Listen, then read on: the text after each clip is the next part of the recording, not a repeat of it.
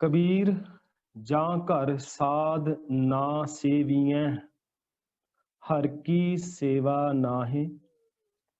ते घर मरहठ सार खे, भूत बसैं तिन माहे। इस पावन श्लोक दे विच कबीर साहब जी मेहरामत करते हुए सानू सारिਆਂ ਨੂੰ समझा रहे ने। जिमें कि आप जी ਨੂੰ ਗਿਆਨੀ जी ने ਪਹਿਲਾਂ ਦੱਸਿਆ ਹੀ ਹੋਵੇਗਾ ਕਿ ਸ਼ਲੋਕ ਜਿਹੜੇ ਨੇ ਇਹਨਾਂ ਦੀ ਜਿਹੜੀ ਵਿਚਾਰ ਹੈ ਪਿਛਲੇਰੇ ਕੁਝ ਸ਼ਲੋਕਾਂ ਦੇ ਨਾਲ ਰਲਾ ਕੇ ਹੀ ਸਮਝੀ ਜਾ ਸਕਦੀ ਹੈ। ਜਿਵੇਂ ਕਿ ਪ੍ਰੋਫੈਸਰ ਸਾਹਿਬ ਸਿੰਘ ਜੀ ਨੇ ਇਹਦੇ ਅਰਥ ਕੀਤੇ ਨੇ ਤੇ ਇੱਕ ਪ੍ਰਕਰਣ ਦੇ ਮੁਤਾਬਕ ਇਹਨਾਂ ਸ਼ਲੋਕਾਂ ਨੂੰ ਅਸੀਂ ਸਮਝ ਸਕਦੇ ਹਾਂ, ਸੌਖਿਆਂ ਹੀ ਇਹ ਸਾਨੂੰ ਸਮਝ ਆ ਜਾਂਦੇ ਨੇ।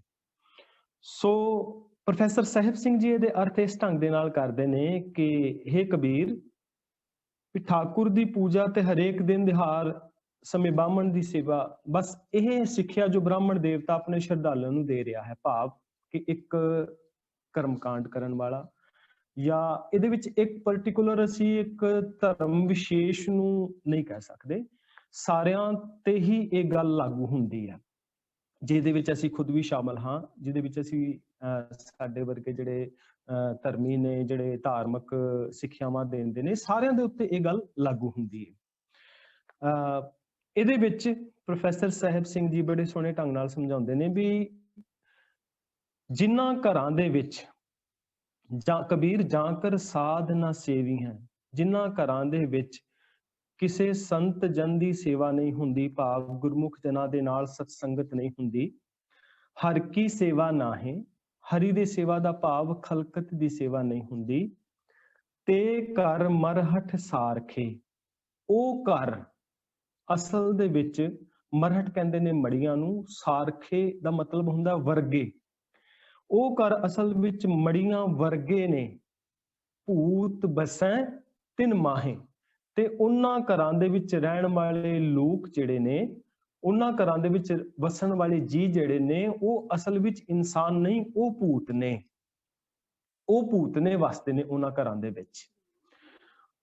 हुण इत्थे इस पावन श्लोक दा जदों असीं अध्ययन करदे हां ते बहुत वारी असीं टपला खा जांदे हां या गलत इंटरप्रिटेशन कर जांदे हां, शायद किते ना किते इत्थे भूतां दी या प्रेतां दी प्रौढ़ता हो रही है, भूत बसै तिन माहे, क्योंकि इस श्लोक नूं लैके बहुत सारे साडे जिहड़े पहले प्रचारक सन या बहुत सारे जिहड़े ऐसे आम गुरसिख सज्जन ने जिहड़े कि बाणी पढ़दे ने, बाणी विचारदे ने, पर कई बारी व्याकरणिक नियमां तो अनजान होण करके या गुरबाणी जिहड़ी संपादन शैली है उस तो अनजान होण करके इहदे गलत अर्थ कर जांदे ने। हुण इत्थे सानू समझाया जा रहा है भी जिन्हां घरां दे विच भावें वो जिड्डा मर्जी वड्डा धर्मी होवे या धार्मिक प्रचार करदा होवे या अपने आप नूं धर्मी अखवांदा होवे समाज दे विच, जिन्ना मर्जी धर्मी होवे, वो उदों तक वो इंसान दी जून विच नहीं है या वो घर असल विच घर नहीं है जिन्हां घरां दे विच रब दी कोई गल नहीं हुंदी, हरि दी सेवा नहीं हुंदी, भाव खलकत दी सेवा नहीं हुंदी, समाज दी सेवा दी बात नहीं हुंदी, दुख दर्द किसी दे वंडाए नहीं जांदे।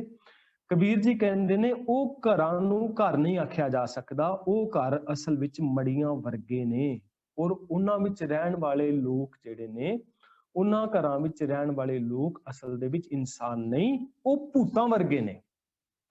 एक वर्नैकुलर भाषा दे शब्दां दे विच इनू सानू समझाउण दा यतन कीता, जिद्दां असीं इउं कह सकदे भी प्रौढ़ावाद दे अर्थां दे विच इसनू लिया समझाउण दे वास्ते। हुण जदों असीं गुरबाणी दा होर थावां ते अध्ययन करदे हां भी इत्थे भूत किस नूं कहा गया, पहले इस गल नूं समझ लईए, फिर असीं श्लोक नूं समझण दा यतन करांगे कि भूत किस नूं कहा गया। प्रेत शब्द आउंदा है, प्रेत किस नूं कहा गया। इत्थे जिन शब्द है जिहड़ा आम तुसीं इस्लामिक वर्ड दे विच जदों असीं उन्हां दा धर्म ग्रंथ पढ़दे हां ते वो जिन जिनात जिहड़े ने इन्हां दा बड़ा जिक्र आउंदा उहदे विच। वो अज भी जिन्हां नूं मनदे ने, जिनातां नूं मनदे ने कि जिन किसी उत्ते हावी हो जांदा है। जिन की हुंदे ने और जदों असीं होर गुरबाणी दे विच अध्ययन करदे हां कई वारी सानूं बेताल शब्द आ जांदा भी बेताल भी एक शब्द हुंदा, बेताल की हुंदा है। सो गुरबाणी दे अंदर ना ਗੁਰੂ ਸਾਹਿਬ ਜੀ ਨੇ ਸਾਨੂੰ ਸਾਰਾ ਕੁਝ ਗੁਰਬਾਣੀ ਦੇ ਅਰਥ ਜਦੋਂ ਅਸੀਂ ਕਰਦੇ ਹਾਂ ਤੇ ਗੁਰਬਾਣੀ ਦੇ ਮੁਤਾਬਕ ਕਰੀਏ ਤੇ ਸਾਨੂੰ ਸੌਖੇ ਸਮਝ ਆ ਜਾਂਦੇ ਨੇ। ਜਿੱਦਾਂ ਅਸੀਂ ਪ੍ਰੇਤ ਸ਼ਬਦ ਦਾ ਜਦੋਂ ਅਰਥ ਕਰੀਏ ਨਾ, ਪ੍ਰੇਤ ਕਿਸ ਨੂੰ ਕਿਹਾ ਗਿਆ, ਗੁਰਬਾਣੀ ਨੇ ਪ੍ਰੇਤ ਕਿਸ ਨੂੰ ਕਿਹਾ, ਤੇ ਗੁਰੂ ਸਾਹਿਬ ਫਰਮਾਉਂਦੇ ਨੇ, ਕਲ ਮਹਿ ਪ੍ਰੇਤ ਜਿਨ ਰਾਮ ਨਾ ਪਛਾਤਾ, ਸਤਜੁਗ ਪਰਮਹੰਸ ਵਿਚਾਰੀ। ਕਲ ਮਹਿ ਪ੍ਰੇਤ ਜਿਨ ਰਾਮ ਨਾ ਪਛਾਤਾ, ਕਿ ਉਹ ਮਨੁੱਖ ਅਸਲ ਦੇ ਵਿੱਚ ਪ੍ਰੇਤ ਹੈ ਜਿਸਨੇ ਰੱਬ ਦੀ ਗੱਲ ਨੂੰ ਜਾਣਿਆ ਹੀ ਨਹੀਂ, ਜਿਸਨੇ ਰੱਬ ਨੂੰ ਜਾਣਿਆ ਨਹੀਂ, ਜਿਸਨੇ ਰੱਬ ਨੂੰ ਸਮਝਿਆ ਨਹੀਂ, ਜਿਹਦੇ ਜੀਵਨ ਦੇ ਵਿੱਚ ਸ਼ੁਭ ਗੁਣ ਮੌਜੂਦ ਨਹੀਂ। ਗੁਰਬਾਣੀ ਦੇ ਮੁਤਾਬਕ ਉਹ ਅਸਲ ਦੇ ਵਿੱਚ ਪ੍ਰੇਤ ਹੈ। ਇੱਕ ਹੋਰ ਅਸੀਂ ਸ਼ਬਦ ਪੜ੍ਹਦੇ ਹਾਂ, ਮਾਇਆ ਮੋਹ ਸਭ ਪ੍ਰੇਤ ਹੈ। ਉਹਦੇ ਅੰਦਰ ਮਾਇਆ ਮੋਹ ਪ੍ਰੇਤ ਹੈ, ਕਾਮ ਕ੍ਰੋਧ ਅਹੰਕਾਰ। ਇਹਦੇ ਵਿੱਚ ਬੜੇ ਸਪਸ਼ਟ ਸ਼ਬਦਾਂ ਦੇ ਵਿੱਚ ਸਾਨੂੰ ਇਹਦੀ ਇੰਟਰਪ੍ਰੀਟੇਸ਼ਨ ਮਿਲ ਜਾਏਗੀ, ਜਿਹੜਾ ਅੱਜ ਦਾ ਅਸੀਂ ਸ਼ਲੋਕ ਵਿਚਾਰਨ ਵਾਸਤੇ ਲਿਆ ਹੈ ਨਾ, ਕਿ ਮਾਇਆ ਮੋਹ ਪ੍ਰੇਤ ਹੈ, ਕਾਮ ਕ੍ਰੋਧ ਅਹੰਕਾਰ। ਇਹਦਾ ਮਤਲਬ ਹੈ ਕਿ ਵਿਕਾਰੀ ਬੰਦਾ ਜੋ ਹੈ, ਵਿਕਾਰਾਂ ਦੇ ਨਾਲ ਲਵਰੇਜ਼ ਇਨਸਾਨ, ਉਹ ਅਸਲ ਦੇ ਵਿੱਚ ਪ੍ਰੇਤ ਹੈ, ਉਹ ਇਨਸਾਨ ਨਹੀਂ ਹੈ। ਮਾਇਆ ਦੇ ਮੋਹ ਵਿੱਚ ਗਲਤਾਨ ਹੋਇਆ ਇਨਸਾਨ ਅਸਲ ਵਿੱਚ ਪ੍ਰੇਤ ਹੈ। ਤੇ ਫਿਰ ਇਸ ਤੋਂ ਅੱਗੇ ਸਾਨੂੰ ਸਮਝਾਇਆ ਵੀ ਕਾਮ ਕ੍ਰੋਧ ਅਹੰਕਾਰ, ਜਿਸ ਨੂੰ ਕਾਮ ਚਿੰਬੜਿਆ, ਜਿਹੜਾ ਹਮੇਸ਼ਾ ਕ੍ਰੋਧ ਦੇ ਵਿੱਚ ਰਹਿੰਦਾ, ਤੇ ਜਿਹੜਾ ਅਹੰਕਾਰ ਭਾਵ ਜਿਹੜਾ ਆਪਣੀ ਇਗੋਇਸਟਿਕ ਇੱਕ ਪਰਸਨੈਲਿਟੀ ਲੈ ਕੇ ਜਗਤ ਦੇ ਅੰਦਰ ਵਿਚਰਦਾ ਹੈ, ਉਹ ਅਸਲ ਦੇ ਵਿੱਚ ਪ੍ਰੇਤ ਹੈ ਗੁਰਬਾਣੀ ਦੇ ਮੁਤਾਬਕ। ਇਹ ਡੈਫੀਨੇਸ਼ਨਸ ਜਦੋਂ ਅਸੀਂ ਇਸ ਢੰਗ ਦੇ ਨਾਲ ਸਮਝਦੇ ਹਾਂ, ਗੁਰਬਾਣੀ ਦਾ ਬਹੁਤ ਸਾਰੇ ਪ੍ਰਮਾਣ ਲੈ ਕੇ ਅਧਿਐਨ ਕਰਦੇ ਹਾਂ, ਤੇ ਸਾਨੂੰ ਸਮਝ ਆ ਜਾਂਦਾ ਹੈ ਕਿ ਅਸਲ ਵਿੱਚ ਪ੍ਰੇਤ ਕਿਸ ਨੂੰ ਕਿਹਾ ਗਿਆ, ਪ੍ਰੇਤ ਕੌਣ ਹੈ। ਜਿਨ ਦੀ ਜਦੋਂ ਅਸੀਂ ਬਾਤ ਕਰਦੇ ਹਾਂ, ਜਿਨ ਕੌਣ ਹੈ, ਗੁਰਬਾਣੀ ਦੇ ਵਿੱਚ ਇੱਕ ਪ੍ਰਮਾਣ ਹੁੰਦਾ ਹੈ, ਕਲੀ ਅੰਦਰ ਨਾਨਕਾ ਜਿਨ੍ਹਾਂ ਦਾ ਅਵਤਾਰ, ਪੁੱਤ ਜਨੂਰਾ ਧੀ ਜਨੂਰੀ, ਜੋਰੂ ਜਿਨ੍ਹਾਂ ਦਾ ਸਿਕਦਾਰ। ਕਿ ਜਿਹੜਾ ਆਪਣੇ ਜੀਵਨ ਦੇ ਅੰਦਰ ਕਲੀ ਅੰਦਰ ਨਾਨਕਾ ਜਿਨ੍ਹਾਂ ਦਾ ਅਵਤਾਰ, ਪੁੱਤ ਜਨੂਰਾ ਧੀ ਜਨੂਰੀ, ਜੋਰੂ ਜਿਨ੍ਹਾਂ ਦਾ ਸਿਕਦਾਰ, ਇੱਕ ਐਸਾ ਟੱਬਰ ਕ੍ਰੀਏਟ ਕਰ ਲਿਆ ਕਿ ਜਿਹੜਾ ਸਾਰਾ ਟੱਬਰ ਹੀ ਨਾਮ ਬਾਣੀ ਤੋਂ ਟੁੱਟਿਆ ਹੋਇਆ ਹੈ। ਯਾਨੀ ਕਿ ਘਰ ਵਿੱਚ ਰਹਿਣ ਵਾਲੇ ਜਿੰਨੇ ਜੀ ਨੇ ਨਾ, ਪਤੀ ਪਤਨੀ ਨੇ, ਬੱਚੇ ਨੇ, ਛੋਟੀ ਬੱਚੀ ਹੈ, ਬੇਟਾ ਹੈ, ਆਪ ਉਹ ਇਸਤਰੀ ਹੈ, ਉਹ ਸਾਰਿਆਂ ਦੀ ਸਰਦਾਰ ਨੇ ਜਿਨ੍ਹਾਂ ਦੀ, ਔਰ ਇਹ ਸਾਰੇ ਛੋਟੇ ਛੋਟੇ ਜਿਨਾਤ ਬਣੇ ਨੇ। ਯਾਨੀ ਕਿ ਗੁਰਬਾਣੀ ਦੇ ਵਿੱਚ ਐਸੇ ਪਰਿਵਾਰ ਨੂੰ ਜਿਹੜਾ ਰੱਬ ਤੋਂ ਟੁੱਟਿਆ ਹੋਇਆ ਹੈ, ਵਿਕਾਰੀ ਹੈ, ਜਿਨ੍ਹਾਂ ਦੇ ਘਰਾਂ ਦੇ ਅੰਦਰ ਕਦੇ ਰੱਬ ਦੀ ਬਾਤ ਨਹੀਂ ਹੁੰਦੀ, ਅਸਲ ਵਿੱਚ ਉਹਨਾਂ ਨੂੰ ਹੀ ਜਿੰਨ ਕਿਹਾ ਗਿਆ। ਜਿੰਨ ਕਿਸ ਨੂੰ ਕਿਹਾ, ਇਹ ਗੁਰਬਾਣੀ ਦੇ ਇਸ ਪ੍ਰਮਾਣ ਤੋਂ ਬਿਲਕੁਲ ਸਪਸ਼ਟ ਹੁੰਦਾ ਹੈ। ਜਦੋਂ ਅਸੀਂ ਗੁਰਬਾਣੀ ਦਾ ਹੋਰ ਅਧਿਐਨ ਕਰਦੇ ਹਾਂ, ਹੁਣ ਭੂਤ ਸ਼ਬਦ ਆਉਂਦਾ ਹੈ। ਜਦੋਂ ਅਸੀਂ ਭੂਤ ਸ਼ਬਦ ਦਾ ਵੇਖਦੇ ਹਾਂ, ਹੋਰ ਅਰਥਾਂ ਦੇ ਵਿੱਚ ਵੀ ਬਾਣੀ ਦੇ ਅੰਦਰ ਭੂਤ ਸ਼ਬਦ ਆਇਆ ਹੈ। ਸਾਰ ਭੂਤ ਸਤ ਹਰਿ ਕੋ ਨਾਉ, ਇਹਦਾ ਮਤਲਬ ਭੂਤ ਇੱਥੇ ਉਹ ਭੂਤ ਨਹੀਂ ਜਿਹੜਾ ਭੂਤ ਅਸੀਂ ਆਮ ਤੌਰ ਤੇ ਕਲਪਿਤ ਕਰਕੇ ਰੱਖਦੇ ਹਾਂ। ਇੱਥੇ ਭੂਤ ਸ਼ਬਦ ਦਾ ਅਰਥ ਹੈ ਕਿ ਪ੍ਰਭੂ ਦਾ ਨਾਮ ਸਾਰੇ ਪਦਾਰਥਾਂ ਤੋਂ ਉੱਤਮ ਹੈ। ਸਾਰ ਭੂਤ ਸਤ ਹਰਿ ਕੋ ਨਾਉ। ਮੁਰਦਾ ਸਰੀਰ ਬਾਰੇ ਵੀ ਭੂਤ ਸ਼ਬਦ ਵਰਤਿਆ ਗਿਆ ਗੁਰਬਾਣੀ ਦੇ ਅੰਦਰ।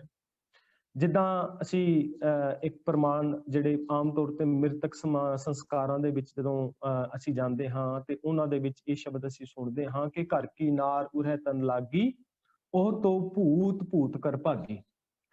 ਇੱਥੇ ਮੁਰਦਾ ਸਰੀਰ ਵਾਸਤੇ ਭੂਤ ਸ਼ਬਦ ਵਰਤਿਆ ਗਿਆ ਹੈ, ਵਿਕਾਰਾਂ ਦੇ ਵਾਸਤੇ ਭੂਤ ਸ਼ਬਦ ਵਰਤਿਆ ਗਿਆ ਹੈ। ਪਰ ਜਦੋਂ ਅਸੀਂ ਗੁਰਬਾਣੀ ਦਾ ਸਹੀ ਅਧਿਐਨ ਕਰਦੇ ਹਾਂ ਤੇ ਸਾਨੂੰ ਇਸ ਬਾਬਤ ਪਤਾ ਲੱਗਦਾ ਹੈ ਕਿ ਕਬੀਰ ਸਾਹਿਬ ਜੀ ਜਿੱਥੇ ਅੱਜ ਸਾਨੂੰ ਸਮਝਾਉਣਾ ਚਾਹ ਰਹੇ ਨੇ, ਉਹਦਾ ਭਾਵ ਅਰਥ ਇਹ ਹੈ ਕਿ ਉਹ ਘਰ ਜਿਨ੍ਹਾਂ ਘਰਾਂ ਦੇ ਵਿੱਚ ਕਬੀਰ ਜਾਂਕਰ ਸਾਧ ਨਾ ਸੇਵੀਆਂ, ਜਿਨ੍ਹਾਂ ਘਰਾਂ ਦੇ ਵਿੱਚ ਕਦੇ ਰੱਬ ਦੀ ਬਾਤ ਨਹੀਂ ਹੁੰਦੀ, ਸਤਸੰਗਤ ਦੀ ਗੱਲ ਨਹੀਂ ਹੁੰਦੀ, ਹਰ ਕੀ ਸੇਵਾ ਨਾ ਹੈ, ਖਲਕਤ ਦੀ ਸੇਵਾ ਵਾਲੀ ਜਿਨ੍ਹਾਂ ਜੀਆਂ ਦੇ ਵਿੱਚ ਭਾਵਨਾ ਨਹੀਂ ਹੁੰਦੀ, ਤੇ ਘਰ ਮਰਹਟ ਸਾਰਖੇ, ਉਹ ਘਰ ਅਸਲ ਦੇ ਵਿੱਚ ਸ਼ਮਸ਼ਾਨਾਂ ਵਰਗੇ ਹੋ ਜਾਂਦੇ ਨੇ, ਮੜੀਆਂ ਵਰਗੇ ਹੋ ਜਾਂਦੇ ਨੇ, ਮੜੀਆਂ ਵਰਗੇ ਨੇ ਉਹ ਘਰ। ਤੇ ਭੂਤ ਬਸੈ ਤਿਨ ਮਾਹੇ, ਉਹਨਾਂ ਵਿੱਚ ਰਹਿਣ ਵਾਲੇ ਲੋਕ ਜਿਹੜੇ ਨੇ ਉਹ ਭੂਤਨੇ ਨੇ। ਹੁਣ ਇੱਥੇ ਮੈਂ ਛੋਟੀ ਐਗਜ਼ਾਮਪਲ ਆਪਦੇ ਸਾਹਮਣੇ ਰੱਖਾਂ ਜਿਹੜੀ ਸਾਨੂੰ ਹੋਰ ਸੌਖਾ ਸ਼ਬਦ ਸਮਝ ਆਵੇਗਾ। ਇੱਕ ਕਹਾਣੀ ਦੇ ਤੌਰ ਤੇ ਇਸ ਨੂੰ ਲਿਓ ਇੱਕ ਮੈਂ ਪੁਸਤਕ ਪੜ੍ਹ ਰਿਹਾ ਸੀ, ਉਹਦੇ ਵਿੱਚ ਮੈਂ ਇਹ ਛੋਟੀ ਜੀ ਘਟਨਾ ਦਾ ਜ਼ਿਕਰ ਇੱਕ ਵਿਦਵਾਨ ਨੇ ਕੀਤਾ। ਉਹ ਕਹਿੰਦੇ ਵੀ ਇੱਕ ਨਾ ਪਿੰਡ ਦੇ ਵਿੱਚ ਘਰ ਸੀ, ਇੱਕ ਪਿੰਡ ਵਿੱਚ ਘਰ ਸੀ ਤੇ ਉੱਥੇ ਦੋ ਜੀ ਰਹਿੰਦੇ ਸੀ, ਪਤੀ ਪਤਨੀ ਆਪ। ਤੇ ਉਹ ਦੋਵੇਂ ਜੀ ਜਿਹੜੇ ਨੇ ਉਹਨਾਂ ਦੇ ਅੰਦਰ ਨਾ ਈਗੋ ਪ੍ਰੋਬਲਮ ਬੜੀ ਸੀ ਦੋਨਾਂ ਜੀਆਂ ਦੇ ਵਿੱਚ। ਕਹਿੰਦੇ ਨੇ ਵੀ ਇੱਕ ਦਿਨ ਪਤਨੀ ਨੇ ਨਾ ਕੁਝ ਲੱਡੂ ਬਣਾਏ ਤੇ ਲੱਡੂ ਬਣਾ ਕੇ ਉਹ ਕਹਿਣ ਲੱਗੀ ਵੀ ਆਹ ਲੱਡੂ ਜਿਹੜੇ ਨੇ ਆ ਅਸੀਂ ਮਤਲਬ ਵੰਡ ਲੈਂਦੇ ਆ, ਅੱਧੇ ਤੂੰ ਲੈ ਲੈ ਅੱਧੇ ਮੈਂ ਲੈ ਲੈਂਦੀ ਆ। ਪਤੀ ਕਹਿੰਦਾ ਠੀਕ ਹੈ। ਤੇ ਜਦੋਂ ਲੱਡੂਆਂ ਦੀ ਗਿਣਤੀ ਕੀਤੀ ਤੇ ਲੱਡੂ ਸੀਗੇ 7। ਹੁਣ ਪਤਨੀ ਕਹਿੰਦੀ ਵੀ 4 ਮੈਂ ਰੱਖਣੇ ਨੇ, ਪਤੀ ਕਹਿੰਦਾ ਵੀ 4 ਮੈਂ ਰੱਖਣੇ ਨੇ। 3 ਰੱਖਣ ਨੂੰ ਦੋਨਾਂ ਦੇ ਵਿੱਚੋਂ ਕੋਈ ਵੀ ਤਿਆਰ ਨਹੀਂ। ਇਹਦਾ ਮਤਲਬ ਈਗੋ ਪ੍ਰੋਬਲਮ ਆ ਗਈ ਵੀ ਮੈਂ ਵੱਡਾ, ਉਹ ਕਹਿੰਦੀ ਵੀ ਮੈਂ ਬਣਾਏ ਨੇ ਇਸ ਕਰਕੇ 4 ਮੈਂ ਲਵਾਂਗੀ। ਤੇ ਪਤੀ ਕਹਿਣ ਲੱਗਾ ਵੀ ਸਮਾਨ ਤੇ ਮੈਂ ਲੈ ਕੇ ਆਇਆ ਤੇ 4 ਮੇਰਾ 4 ਤੇ ਮੇਰਾ ਹੱਕ ਬਣਦਾ ਹੈ, ਯਾਨੀ ਕਿ ਜ਼ਿਆਦਾ ਤੇ ਮੇਰਾ ਹੱਕ ਬਣਦਾ ਹੈ। ਹੁਣ ਜਦੋਂ ਇਹ ਗੱਲਬਾਤ ਹੋ ਰਹੀ ਸੀ, ਦੋਨਾਂ ਦਾ ਝਗੜਾ ਹੋ ਗਿਆ ਤੇ ਝਗੜਾ ਵੱਧ ਗਿਆ।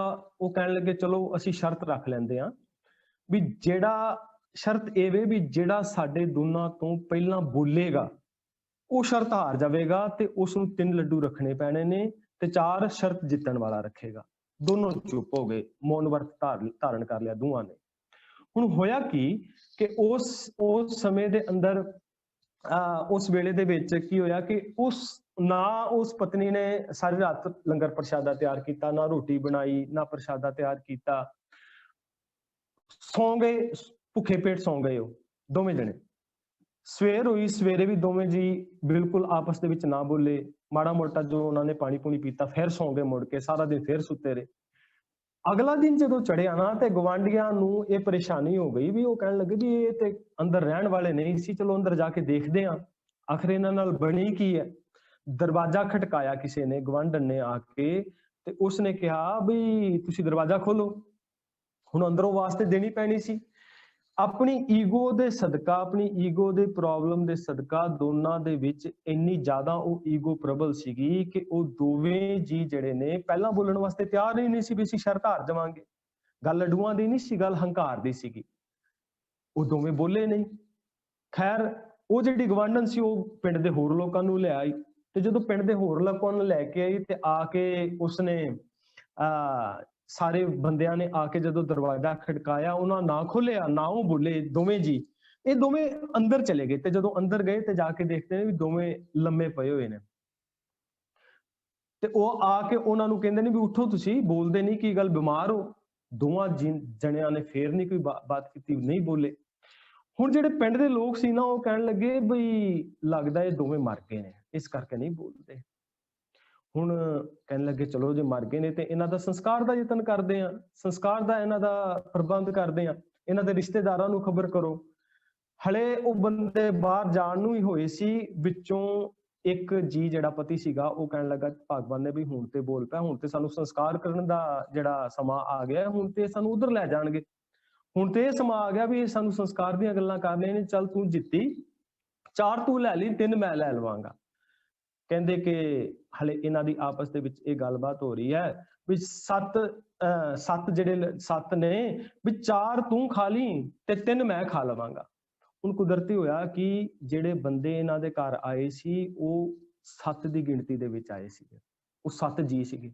ਉਹ ਕਹਿਣ ਲੱਗੇ ਵੀ ਇਹ ਮਰਨ ਤੋਂ ਬਾਅਦ ਤੇ ਭੂਤ ਬਣ ਗਏ ਨੇ, ਇਹ ਮਰਨ ਤੋਂ ਬਾਅਦ ਤੇ ਭੂਤ ਬਣ ਗਏ, ਸਾਨੂੰ ਖਾਣ ਦੀਆਂ ਗੱਲਾਂ ਕਰ ਰਹੇ ਨੇ। ਸਾਰੇ ਘਰ ਤੋਂ ਬਾਹਰ ਦੌੜ ਗਏ ਤੇ ਸਾਰੇ ਪਿੰਡ ਦੇ ਵਿੱਚ ਗੱਲ ਫੈਲ ਗਈ ਵੀ ਉਹ ਜਿਹੜੇ 2 ਜੀ ਮਰੇ ਨੇ ਭੂਤ ਬਣ ਗਏ ਨੇ ਤੇ ਪਿੰਡ ਨੂੰ ਖਾਣ ਦੀਆਂ ਗੱਲਾਂ ਕਰ ਰਹੇ ਨੇ।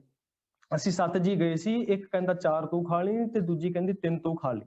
ਉਹ ਖਾਣ ਦੀਆਂ ਗੱਲਾਂ ਕਰ ਰਹੇ ਨੇ ਸਾਰੇ ਦੇ ਸਾਰੇ। ਸਾਰਾ ਪਿੰਡ ਆਪਣਾ ਆਪਣਾ ਸਮਾਨ ਚੱਕ ਕੇ ਉਹ ਪਿੰਡ ਖਾਲੀ ਹੋ ਗਿਆ। ਇਹ ਦੋਵੇਂ ਜੀ ਉੱਠ ਕੇ ਜਦੋਂ ਇਹਨਾਂ ਨੇ ਆਪਣੇ ਭਾਂਡੇ ਦੇਖੇ, ਉਹ ਲੱਡੂ ਵੇਖੇ, ਉਸ ਤੋਂ ਬਾਅਦ ਇਹ ਜਦੋਂ ਬਾਹਰ ਨਿਕਲ ਕੇ ਗਏ ਤੇ ਬਾਹਰ ਦੇਖਦੇ ਨੇ ਸਾਰਾ ਪਿੰਡ ਖਾਲੀ ਪਿਆ, ਸੁੰਨਸਾਨ ਪਿਆ। ਇਹਨਾਂ ਨੇ ਸੋਚਿਆ ਵੀ ਪਿੰਡ ਦੇ ਵਿੱਚ ਕੋਈ ਬਿਮਾਰੀ ਫੈਲ ਗਈ। ਇਹ ਵੀ ਆਪਣਾ ਜਿਹੜਾ ਭਾਂਡਾ ਲੈ ਕੇ, ਸਮਾਨ ਲੈ ਕੇ, ਇਕੱਠਾ ਕਰਕੇ ਇਹ ਵੀ ਪਿੰਡ ਛੱਡ ਕੇ ਚਲੇ ਗਏ। ਭਾਵ ਕਿ ਮੂਰਖ ਔਰ ਇਗੋਇਸਟਿਕ ਬਿਹੇਵੀਅਰ ਕਰਕੇ ਉਹ ਪੂਰਾ ਦਾ ਪੂਰਾ ਪਿੰਡ ਉਜੜ ਗਿਆ। ਉਹ ਘਰ ਅਸਲ ਦੇ ਵਿੱਚ ਹੁਣ ਇਸ ਨੂੰ ਕੀ ਆਖੋਗੇ, ਹੈ ਤੇ ਕਹਾਣੀ, ਇੱਕ ਛੋਟੀ ਜਿਹੀ ਘਟਨਾ ਜਿਹੜਾ ਇੱਕ ਵਿਦਵਾਨ ਸੱਜਣ ਨੇ ਜ਼ਿਕਰ ਕੀਤਾ, ਪਰ ਇਹ ਘਟਨਾ ਨਾ ਅਸਲ ਵਿੱਚ ਹਰ ਘਰ ਦਾ ਇੱਕ ਆਈਨਾ ਹੈ। ਹਰ ਘਰ ਦੇ ਅੰਦਰ ਸਾਨੂੰ ਇਸ ਜਿਹੜੀ ਕਹਾਣੀ ਮਿਲ ਜਾਂਦੀ ਹੈ ਕਿ ਜਿੱਥੇ ਨਿੱਕੀ ਨਿੱਕੀ ਗੱਲਾਂ ਦੇ ਝਗੜੇ ਹੁੰਦੇ ਨੇ, ਜਿੱਥੇ ਈਗੋਇਸਟਿਕ ਪ੍ਰੋਬਲਮ ਹੈ, ਜਿੱਥੇ ਕੋਈ ਝੁਕਣਾ ਨਹੀਂ ਚਾਹੁੰਦਾ, ਔਰ ਨਾ ਝੁਕਣ ਕਰਕੇ ਹੁੰਦਾ ਕੀ ਹੈ ਕਿ ਉਹ ਘਰ ਦੇ ਵਿੱਚ ਕਦੇ ਵੀ ਕਲੇਸ਼ ਖਤਮ ਨਹੀਂ ਹੁੰਦਾ, ਕਿਉਂਕਿ ਉਹ ਨੀਵਾਂ ਨਹੀਂ ਹੋਣਾ ਚਾਹੁੰਦਾ।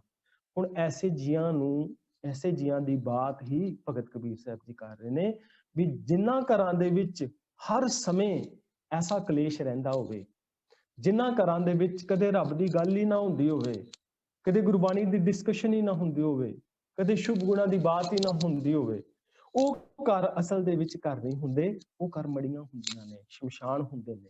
ਤੇ ਉਹਨਾਂ ਘਰਾਂ ਦੇ ਵਿੱਚ ਰਹਿਣ ਵਾਲੇ ਲੋਕ ਨਹੀਂ ਹੁੰਦੇ, ਉਹਨਾਂ ਘਰਾਂ ਦੇ ਵਿੱਚ ਰਹਿਣ ਵਾਲੇ ਜਿਹੜੇ ਲੋਕ ਨੇ ਉਹੀ ਅਸਲ ਦੇ ਵਿੱਚ ਭੂਤ ਨੇ। ਹੁਣ ਜਦੋਂ ਇਸ ਸ਼ਲੋਕ ਨੂੰ ਅਸੀਂ ਸਮਝਾਂਗੇ ਨਾ ਹੋਰ ਗਹਿਰੇ ਤਲ ਤੇ, ਅਸੀਂ ਡੀਪਲੀ ਇਹਦੀ ਸਟੱਡੀ ਕਰਦੇ ਹਾਂ ਤੇ ਜਾਂਦੇ ਹਾਂ ਗੁਰਬਾਣੀ ਦੇ ਅਨੁਸਾਰ। ਹੁਣ ਸਤਿਗੁਰੂ ਪਾਤਸ਼ਾਹ ਜੀ ਦੇ ਕੋਲੋਂ ਪੁੱਛਿਆ ਵੀ ਕੀ ਚੇਂਜ ਕੀਤਾ ਜਾ ਸਕਦਾ ਹੈ ਇਸ ਬਿਹੇਵੀਅਰ ਨੂੰ, ਕਿ ਅਸੀਂ ਚੇਂਜ ਹੋ ਸਕਦੇ ਹਾਂ? ਕਹਿੰਦੇ ਬਿਲਕੁਲ ਹੋਇਆ ਜਾ ਸਕਦਾ ਹੈ। ਕਹਿੰਦੇ ਵੀ ਇੱਕ ਭੱਟ ਸਾਹਿਬਾਨ ਬੜਾ ਪਿਆਰਾ ਬਚਨ ਕਰਦੇ ਨੇ, ਉਹ ਕਹਿੰਦੇ ਨੇ ਵੀ ਕਾਠੋ ਸ਼੍ਰੀਖੰਡ ਸਤਿਗੁਰ ਕੀਓ, ਦੁੱਖ ਦਰਿਦਰ ਤਿਨਕੇ ਗਏ, ਸਤਿਗੁਰੂ ਚਰਨ ਜਿਨ ਪਰਸਿਆ, ਸੇ ਪਸ਼ ਪ੍ਰੇਤ ਸੁਰ ਨਰ ਭਏ। ਕਹਿੰਦੇ ਨੇ ਕਿ ਗੁਰੂ ਦੇ ਸ਼ਬਦ ਦੇ ਅੰਦਰ ਇੰਨੀ ਬਰਕਤ ਹੈ ਕਿ ਕਾਠੋ ਸ਼੍ਰੀਖੰਡ ਸਤਿਗੁਰ ਕੀਓ, ਤੇ ਕਾਠ ਤੋਂ ਸ਼੍ਰੀਖੰਡ ਦਾ ਮਤਲਬ ਹੁੰਦਾ ਚੰਦਨ ਦੀ ਲੱਕੜੀ। ਕਹਿੰਦੇ ਨੇ ਔਗਣ ਤੇ ਸਾਰਿਆਂ ਦੇ ਵਿੱਚ ਨੇ, ਅਵਗੁਣਾਂ ਦੇ ਨਾਲ ਸਾਰਾ ਹੀ ਜਗਤ ਭਰਿਆ ਹੋਇਆ ਹੈ, ਪਰ ਜੇ ਇੱਕ ਸ਼ਬਦ ਦਾ ਓਟ ਆਸਰਾ ਲੈ ਲਿਆ ਜਾਵੇ, ਜੇ ਗੁਰੂ ਸਾਹਿਬ ਜੀ ਦੀ ਬਾਣੀ ਦਾ ਓਟ ਆਸਰਾ ਲੈ ਲਿਆ ਜਾਵੇ, ਤੇ ਇੱਕ ਮਾਮੂਲੀ ਜੀ ਕਾਠ ਤੋਂ, ਲੱਕੜ ਤੋਂ ਸ਼੍ਰੀਖੰਡ ਦਾ ਮਤਲਬ ਚੰਦਨ ਦੀ ਲੱਕੜ ਵਰਗਾ ਮਹਿੰਗਾ ਤੇ ਕੀਮਤੀ ਬਣਿਆ ਜਾ ਸਕਦਾ ਹੈ। ਕਾਠੋ ਸ਼੍ਰੀਖੰਡ ਸਤਿਗੁਰ ਕੀ, ਦੁੱਖ ਦਰਿਦਰ ਤਿਨਕੇ ਗਏ, ਤੇ ਉਹਨਾਂ ਦੇ ਦੁੱਖ ਦਰਿਦਰ ਖਤਮ ਹੋ ਜਾਂਦੇ ਨੇ। ਸਤਿਗੁਰੂ ਚਰਨ ਜਿਨ ਪਰਸਿਆ, ਸੇ ਪਸ਼ ਪ੍ਰੇਤ, ਉਹੀ ਮਨੁੱਖ ਜਿਹੜਾ ਕਦੇ ਪਸ਼ੂ ਬਣ ਕੇ ਘੁੰਮਦਾ ਸੀ ਨਾ, ਜਿੱਦਾਂ ਸਵਾਨ ਬਿਰਤੀ ਆ ਜਾਂਦੀ ਹੈ ਕਿ ਇੱਕ ਕੁੱਕਰ ਦੀ ਬਿਰਤੀ ਹੈ, ਕੁੱਤੇ ਦੀ ਬਿਰਤੀ ਹੈ, ਲੋਭੀ ਇਨਸਾਨ ਜਿਹੜਾ ਹੈ ਪਸ਼ੂ ਬਣ ਕੇ ਘੁੰਮਦਾ ਹੈ। ਤੇ ਐਸਾ ਇਨਸਾਨ ਜਿਹੜਾ ਕਿ ਮਾਇਆ ਮੋਹ ਦੇ ਅੰਦਰ ਖਚਤ ਹੋਇਆ, ਵਿਕਾਰਾਂ ਦੇ ਵਿੱਚ ਖਚਤ ਹੋਇਆ ਇਨਸਾਨ ਜਿਹੜਾ ਪ੍ਰੇਤ ਬਣ ਕੇ ਘੁੰਮਦਾ ਹੈ। ਤੇ ਕਹਿੰਦੇ ਜਦੋਂ ਗੁਰੂ ਦੇ ਚਰਨ ਪਰਸ ਲੈਂਦਾ ਨਾ, ਤੇ ਪਾਪੀ ਤੋਂ ਪਾਪੀ ਇਨਸਾਨ ਜਿਹੜਾ ਕਦੇ ਪ੍ਰੇਤ ਬਣ ਕੇ ਭਟਕਦਾ ਫਿਰਦਾ ਸੀ ਨਾ ਥਾਂ ਥਾਂ ਤੇ, ਜਿਹੜਾ ਕਬਜ਼ੇ ਕਰਦਾ ਫਿਰਦਾ ਸੀ ਲੋਕਾਂ ਦੇ ਜਗ੍ਹਾਵਾਂ, ਲੋਕਾਂ ਦੀਆਂ ਜ਼ਮੀਨਾਂ ਦੇ ਉੱਤੇ, ਹੁਣ ਉਹਦਾ ਜੀਵਨ ਤਬਦੀਲ ਹੋ ਗਿਆ ਹੈ। ਹੁਣ ਉਹ ਇੱਕ ਟਰਾਂਸਫਾਰਮ ਅਵਸਥਾ ਦੇ ਵਿੱਚ ਆ ਜਾਂਦਾ ਹੈ ਗੁਰੂ ਦਾ ਸ਼ਬਦ ਉਸ ਨੂੰ ਲੈ ਕੇ। ਬੰਦਾ ਤੇ ਉਹੀ ਹੈ, ਕਲਬੂਤ ਵੀ ਉਹੀ ਹੈ, ਦਿਮਾਗ ਵੀ ਉਹੀ ਹੈ, ਪਰ ਬਦਲਿਆ ਕੀ? ਥਾਟ ਪ੍ਰੋਸੈਸ ਬਦਲਦਾ ਹੈ, ਉਸ ਬੰਦੇ ਦਾ ਬਿਲੀਫ ਸਿਸਟਮ ਬਦਲਦਾ ਹੈ, ਉਹ ਬੰਦੇ ਦੀ ਸੋਚ ਗੁਰੂ ਸਾਹਿਬ ਜੀ ਚੇਂਜ ਕਰ ਦਿੰਦੇ ਨੇ। ਹੁਣ ਉਹ ਪਸ਼ ਪ੍ਰੇਤ ਸੁਰ ਨਰ ਭਏ, ਸੁਰ ਨਰ ਦਾ ਮਤਲਬ ਹੁੰਦਾ ਹੈ ਉਹ ਦੇਵਤਿਆਂ ਵਰਗਾ ਬਣ ਜਾਂਦਾ ਹੈ, ਉਹ ਇਨਸਾਨਾਂ ਵਰਗਾ ਬਣ ਜਾਂਦਾ ਹੈ। ਫਿਰ ਉਹ ਪ੍ਰੇਤ ਨਹੀਂ ਰਹਿੰਦਾ, ਉਹ ਇਨਸਾਨਾਂ ਵਰਗਾ ਬਣ ਜਾਂਦਾ ਹੈ। ਤੇ ਇਸ ਸ਼ਬਦ ਤੋਂ ਅੱਜ ਸਾਨੂੰ ਇਹ ਜਿਹੜਾ ਇਸ ਪਾਵਨ ਸ਼ਲੋਕ ਦੇ ਵਿੱਚੋਂ ਸਾਨੂੰ ਇਹ ਸਿੱਖਿਆ ਮਿਲਦੀ ਹੈ ਕਿ ਅਸੀਂ ਘਰ ਨੂੰ ਕਿਸ ਰੂਪ ਦੇ ਅੰਦਰ ਘਰ ਬਣਾਉਣਾ ਹੈ। ਗੁਰੂ ਨਾਨਕ ਸਾਹਿਬ ਜੀ ਮਹਾਰਾਜ ਨੇ ਨਾ ਘਰ ਘਰ ਅੰਦਰ ਧਰਮਸ਼ਾਲ, ਉਹ ਕਹਿੰਦੇ ਨੇ ਇੱਕ ਮਰਾਤਬਾ ਦਿੱਤਾ ਸਾਨੂੰ। ਦੇਖੋ ਇੱਕ ਤੇ ਇੱਕ ਘਰ ਇਹ ਪੇਸ਼ ਕਰ ਰਹੇ ਨੇ ਜਿਹੜਾ ਕਬੀਰ ਸਾਹਿਬ ਜੀ ਪੇਸ਼ ਕਰਦੇ ਨੇ, ਵੀ ਤੁਸੀਂ ਆਪਣੇ ਘਰ ਨੂੰ ਤੇ ਮੜੀਆਂ ਵਰਗਾ ਵੀ ਬਣਾ ਸਕਦੇ ਹੋ, ਸ਼ਮਸ਼ਾਨਾਂ ਵਰਗਾ ਵੀ ਬਣਾ ਸਕਦੇ ਹੋ, ਕਿ ਜਿੱਥੇ ਡਰ ਹੈ, ਜਿੱਥੇ ਸਹਿਮ ਹੈ, ਕਿਉਂਕਿ ਭੂਤਾਂ ਦਾ ਡਰ ਹੁੰਦਾ ਹੈ ਨਾ, ਭੂਤਾਂ ਦਾ ਸਹਿਮ ਹੁੰਦਾ, ਜਿਹੜਾ ਸਾਡੀ ਸਾਈਕੀ ਦੇ ਵਿੱਚ ਵੜਿਆ ਹੈ ਕਿ ਭੂਤ ਜਿਹੜਾ ਜਿੱਥੇ ਹੋਵੇਗਾ ਉੱਥੇ ਡਰ ਹੋਵੇਗਾ, ਉੱਥੇ ਸਹਿਮ ਹੋਵੇਗਾ। ਇੱਕ ਤੇ ਹੈ ਡਰ, ਸਹਿਮ, ਇੱਕ ਘਰ ਦੇ ਵਿੱਚ ਹਮੇਸ਼ਾ ਡਰ ਹੈ, ਹਮੇਸ਼ਾ ਸਹਿਮ ਹੈ, ਸन्नाटा ਹੈ, ਸੁਨਸਾਨ ਹੈ, ਕੋਈ ਜਿੱਥੇ ਆਵਾਜਾਈ ਨਹੀਂ, ਕੋਈ ਆਂਦਾ ਜਾਂਦਾ ਨਹੀਂ, ਜਿੱਥੇ ਕੇਵਲ ਤੇ ਕੇਵਲ ਨਮੋਸ਼ੀ ਹੈ। ਇੱਕ ਘਰ ਦਾ ਚਿਤਰਣ ਅੱਜ ਦੇ ਸ਼ਲੋਕ ਦੇ ਵਿੱਚ ਸਾਨੂੰ ਮਿਲਦਾ ਹੈ। ਤੇ ਇੱਕ ਘਰ ਸਾਨੂੰ ਮਿਲਦਾ ਹੈ ਜਿਹੜਾ ਘਰ ਘਰ ਅੰਦਰ ਧਰਮਸ਼ਾਲ, ਜਿਹੜਾ ਭਾਈ ਗੁਰਦਾਸ ਜੀ ਕਹਿੰਦੇ ਨੇ ਜਿਵੇਂ ਕਰਤਾਰਪੁਰ ਸਾਹਿਬ ਦੇ ਵਿੱਚ ਹੋਇਆ ਕਿ ਹਰ ਘਰ ਜਿਹੜਾ ਹੈ ਉਹ ਘਰ ਹੁਣ ਘਰ ਨਹੀਂ ਰਿਹਾ, ਨੋਰਮਲ ਘਰ ਵੀ ਨਹੀਂ ਰਿਹਾ, ਉਹ ਧਰਮਸ਼ਾਲਾ ਬਣ ਗਈ। ਧਰਮਸ਼ਾਲ ਦਾ ਮਤਲਬ ਗੁਰਦੁਆਰਾ, ਧਰਮਸ਼ਾਲ ਦਾ ਮਤਲਬ ਗੁਰਦੁਆਰੇ ਵਰਗੀ ਪਵਿੱਤਰ ਥਾਂ ਬਣ ਗਈ ਉਹ, ਯਾਨੀ ਕਿ ਧਰਮਸ਼ਾਲ ਬਣ ਗਈ ਜਿੱਥੇ ਧਰਮ ਦੀ ਬਾਤ ਹੁੰਦੀ ਹੈ। ਤੇ ਅਸੀਂ ਆਪਣੇ ਘਰ ਨੂੰ ਉਸ ਲੈਵਲ ਤੇ ਵੀ ਲੈ ਕੇ ਜਾ ਸਕਦੇ ਹਾਂ ਜਿੱਥੇ ਕੋਈ ਮੜੀਆਂ ਬਣਾ ਲਓ, ਤੇ ਅਸੀਂ ਆਪਣੇ ਘਰ ਨੂੰ ਧਰਮਸ਼ਾਲਾ ਵੀ ਬਣਾ ਸਕਦੇ ਹਾਂ। ਇਹ ਸਾਡੇ ਉੱਤੇ ਡਿਪੈਂਡ ਕਰਦਾ ਹੈ, ਸਾਡੀ ਮਾਨਸਿਕਤਾ ਦੇ ਉੱਤੇ ਡਿਪੈਂਡ ਕਰਦਾ ਹੈ ਕਿ ਅਸੀਂ ਆਪਣੇ ਘਰ ਨੂੰ किस रूप दे अंदर रखना है, किवें रखना है। कहंदे ने भी घर जिहड़ा है ना, घर सुख वसिया बाहर सुख पाया, कहो नानक गुरमंत्र दृढ़ाया। पहला अपना हिरदा घर, फिर अपना ये दुनियावी घर, ये दोनों नूं जे सुकून दे नाल रखना है, शांत रखना है, सुखी रखना है, ते इहदा जिहड़ा बेस बनाना है ना, वो गुरबाणी दे उत्ते आधारित बनाना पवेगा, तां साडा घर जिहड़ा है वो सुखी हो सकता है और शांत हो सकता है। हुण भूत जिहड़ा है, इहनूं थोड़ा जिहा होर खुलासा करके असीं अगे वधदे हां। भूत जिहड़ा है ना, ਇਹ ਜਿਹੜੀ ਆਮ ਤੌਰ ਤੇ ਤੁਸੀਂ ਸਮਾਜ ਦੇ ਵਿੱਚ ਸੁਣਦੇ ਰਹਿੰਦੇ ਹੋਵੋਗੇ ਕਿ ਕਿਸੇ ਨੂੰ ਓਪਰਾ ਚਿੰਬੜ ਗਿਆ, ਕਿਸੇ ਨੂੰ ਭੂਤ ਚਿੰਬੜ ਗਿਆ। ਅਸਲ ਵਿੱਚ ਮੈਂਟਲ ਪ੍ਰੋਬਲਮਸ ਨੇ, ਇਹ ਮੈਂਟਲ ਹੈਲਥ ਦੇ ਨਾਲ ਜੁੜਿਆ ਹੋਇਆ ਹੈ, ਜਿਹਦਾ ਫਾਇਦਾ ਜਿਹੜੇ ਸੋ ਕਾਲਡ ਬਾਬੇ ਲੋਕ ਨੇ ਜਾਂ ਸੋ ਕਾਲਡ ਜਿਹੜੇ ਧਰਮੀ ਲੋਕ ਸਮਾਜ ਵਿੱਚ ਵਿਚਰਦੇ ਨੇ, ਉਹ ਫਾਇਦਾ ਚੁੱਕ ਜਾਂਦੇ ਨੇ। ਹੁਣ ਕਿਸੇ ਨੂੰ ਮੈਂਟਲ ਪ੍ਰੋਬਲਮ ਹੈ ਹਿਸਟੀਰੀਆ ਦੀ, किसी ਨੂੰ ਮੈਂਟਲ ਪ੍ਰੋਬਲਮ ਹੈ, ਕਿਸੇ ਸਕਿਜ਼ੋਫਰੇਨਿਕ ਹੋ ਜਾਂਦਾ ਹੈ, ਕੋਈ ਕਿਸੇ ਰੂਪ ਦੇ ਵਿੱਚ ਹੋ ਜਾਂਦਾ ਹੈ। ਇੱਕ ਪਿੱਛੇ ਜੇ ਇੱਕ ਮੈਨੂੰ ਇੱਕ ਕਿਸੇ ਇੱਕ ਸੱਜਣ ਨੇ, ਆਪਣਾ ਦੋਸਤ ਮਿੱਤਰ ਸੀਗੇ, ਤੇ ਉਹਨਾਂ ਦੇ ਘਰ ਵਾਲੇ ਨੂੰ ਉਹਨਾਂ ਨੇ ਆਪਣੇ ਘਰ ਦਾ ਚਿੱਤਰਨ ਦੱਸਿਆ ਕਿ ਉਹਨਾਂ ਦੇ ਘਰ ਦੇ ਵਿੱਚ ਨਾ, ਉਹ ਕਹਿੰਦੇ ਜਦੋਂ ਮੈਂ ਵਾਸ਼ਰੂਮ ਦੇ ਵਿੱਚ ਜਾਂਦਾ ਤੇ ਮੈਨੂੰ ਆਪਣਾ ਬਚਪਨ ਦਿਸਦਾ ਹੈ, ਬਚਪਨ ਦਿਸਦਾ, ਯਾਨੀ ਕਿ ਇੱਕ ਛੋਟਾ ਜਿਹਾ ਬੱਚਾ ਬੈਠਾ ਹੋਇਆ ਦਿਸਦਾ ਹੈ। ਤੇ ਉਹ ਛੋਟਾ ਜਿਹਾ ਬੱਚਾ ਜਿਹੜਾ ਹੈ, ਜਦੋਂ ਮੈਂ ਜਾਣਾ, ਉਹ ਮੈਨੂੰ ਕੁਝ ਕਹਿੰਦਾ ਨਹੀਂ, ਕਹਿੰਦਾ ਇੱਕ ਦਿਨ ਦਿਸਿਆ, ਦੂਜੇ ਦਿਨ ਮੈਂ ਗਿਆ ਤੇ ਦੂਜੇ ਦਿਨ ਫਿਰ ਮੈਨੂੰ ਦਿਸਿਆ। ਤੇ ਜਦੋਂ ਕਹਿੰਦਾ ਮੈਂ ਗੌਰ ਨਾਲ ਉਸ ਬੱਚੇ ਨੂੰ ਵੇਖਿਆ ਤੇ ਉਹ ਬੱਚਾ ਅਸਲ ਵਿੱਚ ਹੋਰ ਕੋਈ ਨਹੀਂ ਸੀ, ਮੇਰਾ ਬਚਪਨ ਸੀਗਾ। ਉਹ ਕਹਿੰਦਾ ਮੈਂ ਖੁਦ ਬੈਠਾ ਸੀ ਉੱਥੇ ਆਪਣੇ ਬਚਪਨ ਦੇ ਰੂਪ ਦੇ ਵਿੱਚ।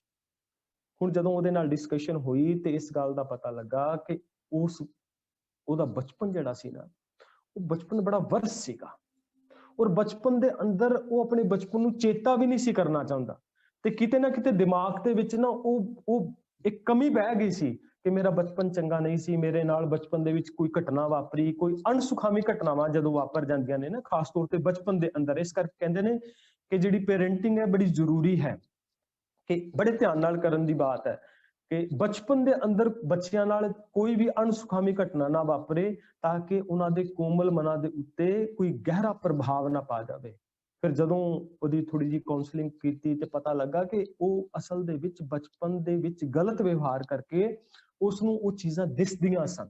ਭੂਤ ਨਹੀਂ ਸੀ ਉਹ, ਜਾਂ ਕੋਈ ਓਪਰਾ ਨਹੀਂ ਸੀ, ਉਹ ਸਿਰਫ ਇੱਕ ਮੈਂਟਲ ਸਟ੍ਰੈਸ ਸੀਗਾ ਜਿਹੜਾ ਬਚਪਨ ਤੋਂ ਕਦੇ ਪਿਆ ਸੀ, ਜਿਹੜਾ ਹੁਣ ਤੱਕ ਉਹ ਕੈਰੀ ਕਰਕੇ ਤੁਰ ਰਿਹਾ ਸੀ।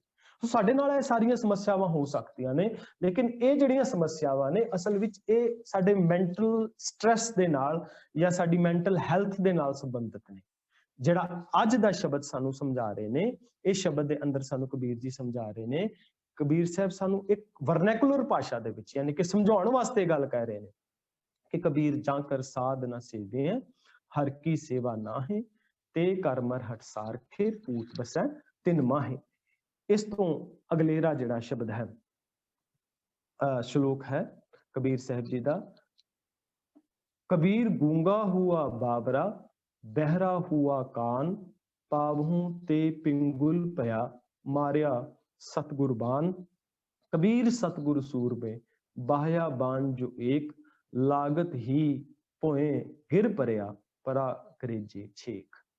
ਕਬੀਰ ਗੂੰਗਾ ਹੁਆ ਬਾਵਰਾ, ਕਬੀਰ ਸਾਹਿਬ ਕਹਿੰਦੇ ਨੇ ਕਿ ਗੂੰਗਾ ਹੁਆ ਬਾਵਰਾ, ਗੂੰਗਾ ਭਾਵ ਕਿ ਜੋ ਆਪਣੀ ਜੀਭ ਨਾਲ ਝੂਠਾ ਜਾਂ ਮੰਦਾ ਹੁਣ ਨਹੀਂ ਬੋਲਦਾ, ਪਹਿਲਾਂ ਬੋਲਦਾ ਸੀ, ਹੁਣ ਉਹ ਜਿਹੜਾ ਝੂਠ ਬੋਲਦਾ ਸੀ, ਹੁਣ ਮੈਂ ਉਹਨਾਂ ਝੂਠਾਂ ਤੋਂ, ਉਸ ਨਿੰਦਿਆ ਤੋਂ, ਉਸ ਚੁਗਲੀ ਤੋਂ, ਉਸ ਮਾੜੇ ਬੋਲ ਤੋਂ ਹੁਣ ਮੈਂ ਗੂੰਗਾ ਹੋ ਗਿਆ। ਭਾਵ ਹੁਣ ਮੈਂ ਆਪਣੀ ਜ਼ੁਬਾਨ ਤੋਂ ਕਿਸੇ ਨੂੰ ਮੰਦਾ ਨਹੀਂ ਬੋਲਦਾ, ਮੈਂ ਆਪਣੀ ਜ਼ੁਬਾਨ ਨੂੰ ਉਸ ਰੂਪ ਦੇ ਵਿੱਚ ਢਾਲ ਲਿਆ ਹੈ ਜਿਵੇਂ ਮੇਰੇ ਗੁਰੂ ਸਾਹਿਬ ਜੀ ਮੈਨੂੰ ਸਮਝਾਉਂਦੇ ਨੇ ਕਿ ਮਿੱਠਾ ਬੋਲਣਾ ਚਾਹੀਦਾ ਹੈ। ਮੂੰਹੋਂ ਕੇ ਬੋਲਣ ਬੋਲੀਐ, ਜਿਤ ਸੁਣ ਧਰੇ ਪਿਆਰ। ਮੈਨੂੰ ਮੂੰਹ ਤੋਂ ਕਿਹੜੇ ਸ਼ਬਦ ਬੋਲਣੇ ਚਾਹੀਦੇ ਨੇ ਜਿਹਦੇ ਕਰਕੇ ਉਹ ਮੇਰੇ ਨਾਲ ਪਿਆਰ ਪਾ ਸਕਣ, ਮੈਂ ਕਿਹੜੇ ਸ਼ਬਦ ਬੋਲਾਂ ਜਿਹਦੇ ਨਾਲ ਜਿਹਦੇ ਕਰਕੇ ਮੇਰੇ ਨਾਲ ਮੇਰੇ ਸਤਿਗੁਰੂ ਪਾਤਸ਼ਾਹ ਜੀ ਪਿਆਰ ਪਾਣ।